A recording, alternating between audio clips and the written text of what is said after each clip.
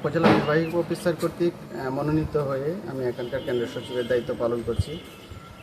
গতকালকে আমি আমার কক্ষ পর্যবেক্ষক 24 জন, 13টা রুমের পরীক্ষা হওয়ার নর্মালি হবে, আজকে 12টা রুমে হচ্ছে। 587 জন পরীক্ষার্থী আমার আজকে অংশগ্রহণ করার কথা ছিল, 577 জন অংশগ্রহণ করছে এবং 9 জন অনুপস্থিত। তো আলহামদুলিল্লাহ, আমরা যেটা প্রত্যাশা করেছিলাম পরিবেশ নিয়ে যথাযথভাবে সেই পরিবেশ আমরা এখন পর্যন্ত ধরে রাখতে পেরেছি।